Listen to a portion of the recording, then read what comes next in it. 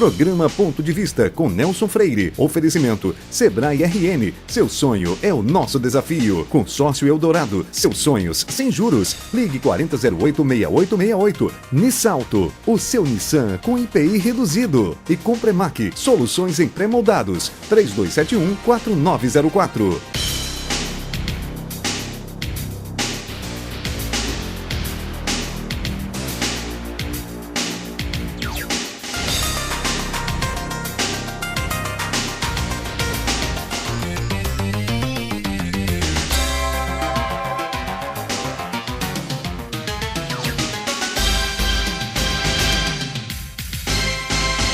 A atividade cultural é algo que precisa ser incentivado permanentemente, porque a cultura é o que reflete com nitidez o que nós somos e como nos comportamos na sociedade.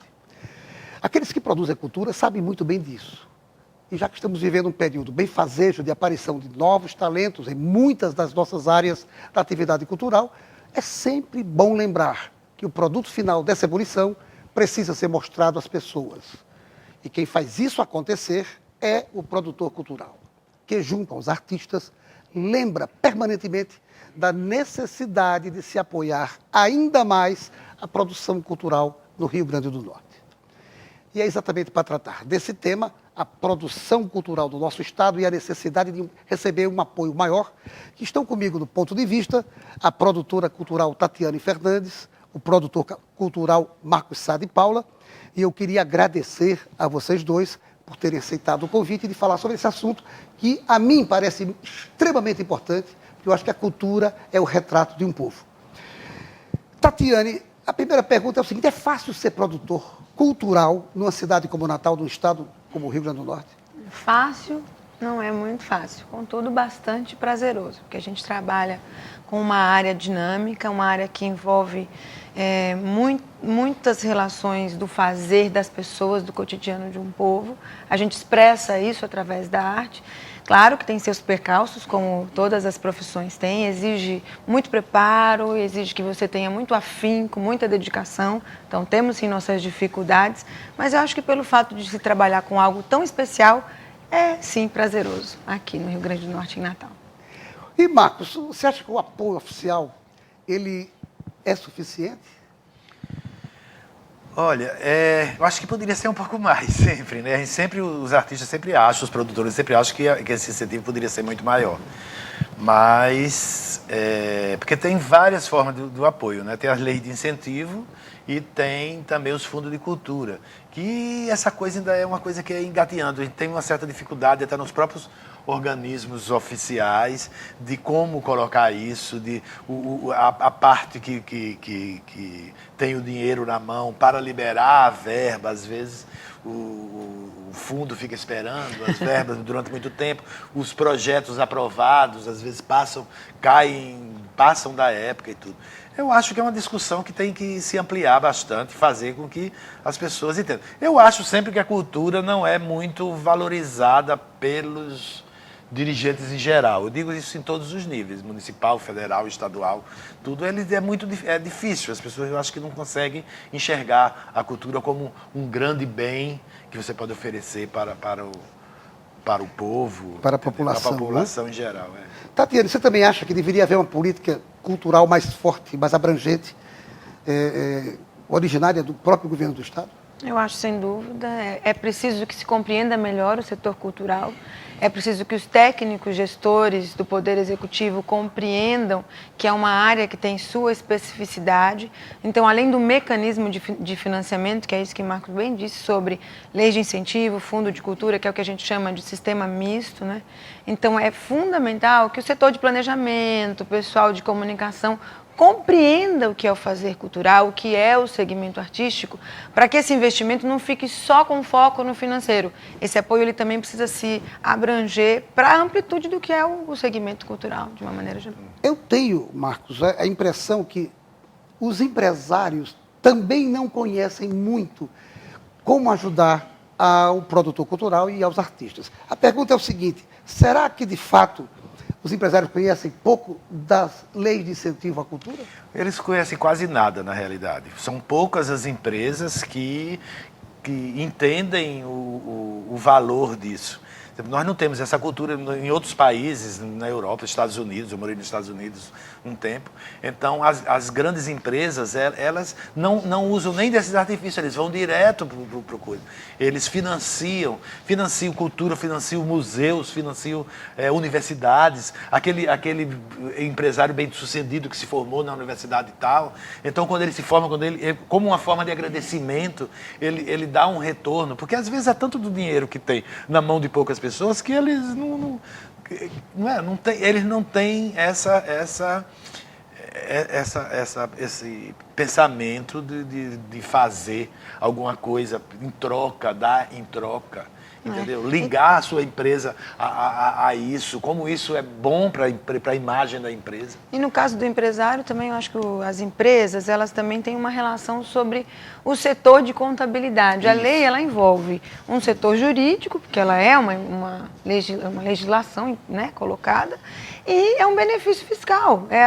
O empresário, às vezes ele paga o imposto dele ali mensalmente e não sabe que fim vai ter num futuro, né?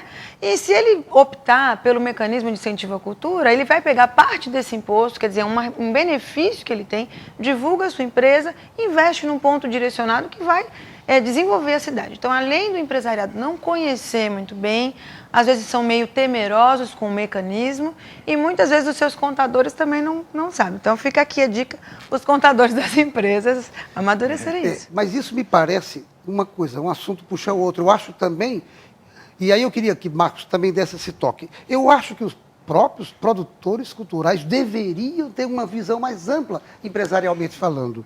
Não só cobrar do empresário, mas o próprio promotor cultural deveria também ter uma visão mais ampla, mais larga sobre isso. O que é que você acha, Marcos?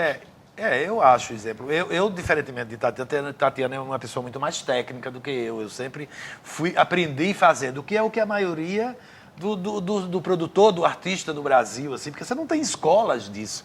Entendeu? Como é que você aprende? Como é que você faz cinema? Você dizendo que sabe fazer e vai. Como é que você leva? Por exemplo, já levei assim, um grupo, na época do Joãozinho 30, 40 pessoas levando para fazer o Cassino Estoril, o Carnaval do Cassino Estoril. E quando vinham perguntar para mim, você sabe? Sei. Lógico que eu sei fazer.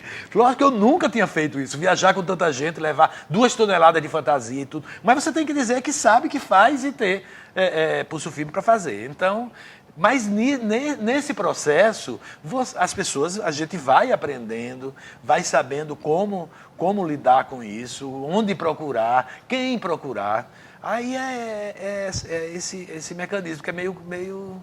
Mas eu acho que a maioria... Não, Tatiana.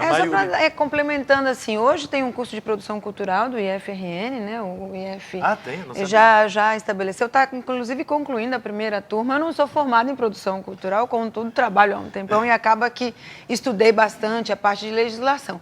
Mas acho que o produtor, especialmente, eu acho que tem também uma visão de que o artista tem que saber determinadas coisas. Não, o artista deve sim ficar lá na sua criação, no seu processo, e cada um fazer a sua parte dentro desse contexto do mercado de cultura.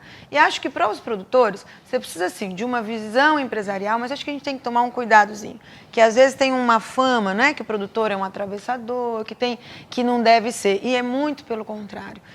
Somos nós quem zelamos para que aquela coisa tão linda que nasce da criatividade do artista possa chegar até o público de uma maneira digna, de uma maneira que se comunique. Não é? Agora, isso também exige de nós, essa postura ética, essa postura responsável. Então, essa relação com o empresário e a produção, ela precisa amadurecer. Eu acho que isso a gente está trabalhando para conquistar. E a produção e o artista? Como é que é esse relacionamento? Eu acho, no meu caso, assim, eu trabalho com alguns artistas bem interessantes. Trabalho aqui com Yukélia, com Rosa de Pedra, com o Grupo Bololô. Sempre recebo gente fazendo intercâmbio. Trabalhei com o Marco Nanini, trabalhei com o pessoal que é de Paris, uns brasileiros que vivem lá, da Companhia Doador. E, na verdade, assim, eu acho que se o produtor não entender muito de arte, é melhor não ser produtor artístico.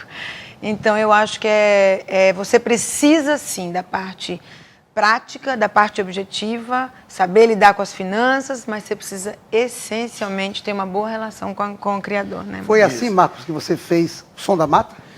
Foi. O Som da Mata foi um projeto que surgiu há quantos anos atrás, meu Deus? 2006. Então, são 7 anos, não é isso? que surgiu, eu estava fazendo um trabalho lá para o IDEMA e surgiu a ideia, o nome, eu que criei o nome e tudo, e fiquei. Quando eu dizia que era um projeto de música instrumental, dia de domingo, às 4h30 da tarde, todo mundo dizia que eu era louco, que aquilo não ia nunca funcionar. Aí funcionou, ficamos 5 anos em Catar, 2 anos parados. Vamos ver aí, eu enfiei ele no Arleis. Daqui a pouco eu vou perguntar a você por que está 2 anos parados, mas por enquanto, aguarde um pouquinho que a gente volta em instantes para o segundo bloco. Você já encontra em Natal e em Parnamirim a BRJM Corretora de Seguros. Uma corretora jovem e ágil, credenciada nas principais seguradoras do mercado e voltada para o atendimento personalizado aos seus clientes. A BRJM atua de forma diversificada em muitas áreas, como responsabilidade civil, patrimônio empresarial, seguro de vida, acidentes pessoais, automóveis, planos de previdência privada, entre outros. Faça um contato com a BRJM pelo telefone 3221-2563 e conheça essa nova maneira de se sentir seguro.